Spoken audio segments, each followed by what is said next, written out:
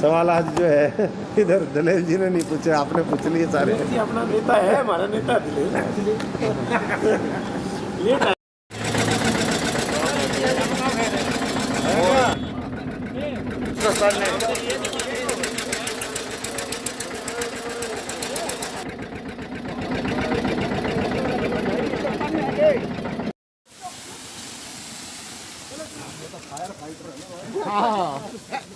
अरे मनीष क्या कर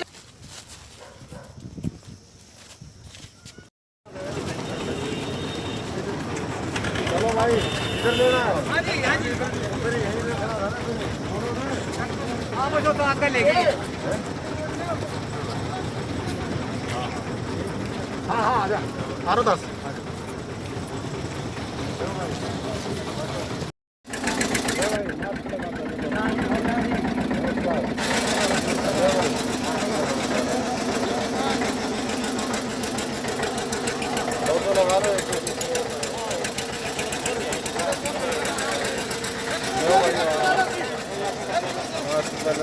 धन्यवाद जी।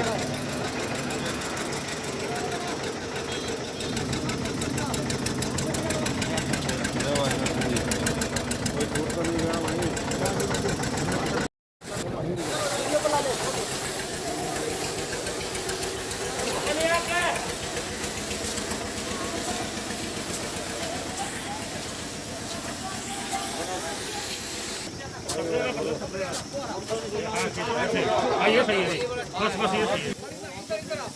आपने तो ये नाली चली जाओगी वहाँ तक दूर तक एंट्री दे पाइप चली जाओगी दोनों साइड पर बस जी बस। जो पहली लहर थी, एक बार तो उसका खौफ बहुत ज़्यादा हुआ, लेकिन उतनी जानलेवा वो नहीं थी। लेकिन दूसरी लहर जो अभी भी चल रही है और आज गांव तक पहुंच गई है, उसने भारतवर्ष समेत पूरी दुनिया में दिखाने के लिए आंकड़े लाखों में हैं सरकारों के, लेकिन लोगों का और जो लोग स्वास्थ्य के क्षेत्र में काम करते हैं उनका ये मानना है कि ये बड़े बड़े प्रदेशों में, उत्तर प्रदेश में ही कहते हैं कि 5 लाख से ज़्यादा डेथ हो चुकी है। ऐसे ही हरियाणा में जो आंकड़े दिखाए जा रहे हैं, करीबन उसका 10 गुना एक्चुअल अगर हम देखें तो कम से कम 10 गुना जो है वो मृत्यु कोरोना की वजह से हुई। कोरोना की वजह से भी उसको नहीं कह सकते, क्योंकि कोरोना तो फिर भी इलाज योग्य बीमारी थी, लेकिन सरकार जो ऑक्सीजन नहीं दे पाई, वेंटिलेटर नहीं दे पाई, समय पर ऑक्सीजन नहीं दे पाई, उसकी वजह से, और प्रॉपर जागरूकता और रोकथाम नहीं कर पाई, उसकी वजह से जो है ये कई गुना जो ट्रेजेडी है वो इस देश में भी और इस हरियाणा में बढ़ गई।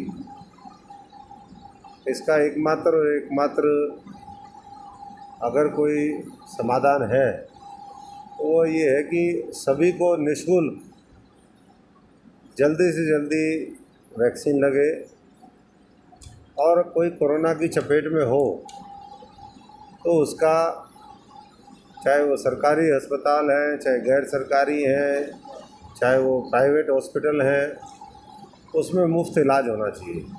कई राज्यों ने ये पहल करी है, ज़मीनी स्तर पर वो कितनी कारगर साबित हुई है ये तो उन राज्यों में होगा, लेकिन कई लोगों ने घोषणाएं करी थी। हमारे यहाँ आयुष्मान भारत पूरी तरीके से उसका दिवाला निकल गया। लोगों ने, अस्पतालों ने पहले पैसे जमा करवाए, उसके बाद इलाज करना शुरू किया।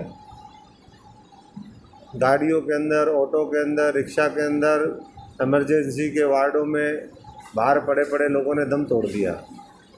केरल हमारे सामने एक ऐसा उदाहरण था राज्य का, जिन्होंने पिछले 1-1.25 साल के अंदर अपनी कैपेसिटी और कैपेबिलिटी को डेवलप इतना किया कि वहाँ पर ऑक्सीजन का क्राइसिस नहीं हुआ। बाकी पूरे भारतवर्ष में ऑक्सीजन का क्राइसिस हुआ। और और मुझे यकीन है कि जनता अपने रक्षक खुद बन करके चीज़ों को समझ करके जो सावधानियां हैं उसको पूरी तरीके से अमल में ला करके और इस महामारी ये जितना घातक है उतना ही ये सरकार भी और मोदी जी भी घातक है। मैं तो यही कहूँगा इन सब से बचना है। किसान भाइयों से भी मैं यही प्रार्थना करूँगा, क्योंकि महामारी बहुत बढ़ रही है और गांव में जब ये चली गई है तो इसलिए उनको भी सावधानी से रहना चाहिए। रोज़ ये सरकार उनको उकसाने का काम करती है, उनको चुनौती देती है।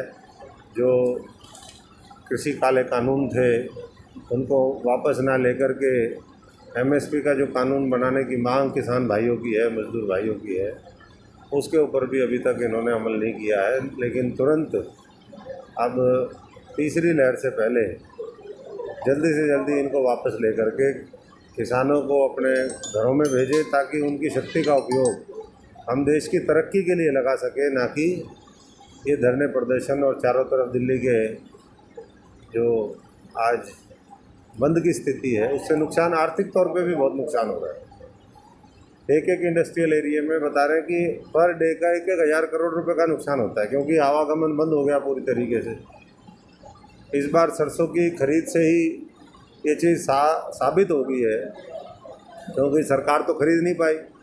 अडानी अंबानी और बड़े बड़े महापूंजीपतियों के गोदाम में जो है वो सरसों चली गई, कल कुछ और चीज़ जाएगी, और उसका नतीजा हमने देख लिया कि 180 से लेकर के 200 रुपये प्रति लीटर वो सरसों का तेल हो गया, और सरकार ने उसको बंद कर दिया है। राशन के डिपो में उसको बंद कर दिया है। अरे 250 रुपये दे देंगे, 2 लीटर तेल आता है 400 रुपये में, और ये कह रहे हैं कि हम 250 दे देंगे, और 150 रुपये तो खा गए ना। ये बिचौलिया का काम सरकार के जो लोग हैं उन्होंने कहीं ना कहीं उनके दलाल के रूप में काम कर रहे हैं लोग, और इसीलिए वो जो नमक बंद किया था वो भी इन्होंने स्टॉक किया था, वो जले पे नमक छिड़कने वाला काम किया इन्होंने। बाजरा उनका खा गए, तेल इनका पी गए, गरीबों का, किसान को उसकी फसल का मूल्य नहीं देते। आज अर्थव्यवस्था वैसे हमारी चौपट होगी, उसको पटरी पर लाने के लिए प्रयास कहीं दिखाई नहीं देते हैं। तो चारों तरफ महंगाई, बेरोजगारी ये आम बात हो गई है, और इसके सामने जिस मजबूती के साथ लोगों को लड़ते हुए दिखना चाहिए था वो भी नहीं दिख रहा है कहीं।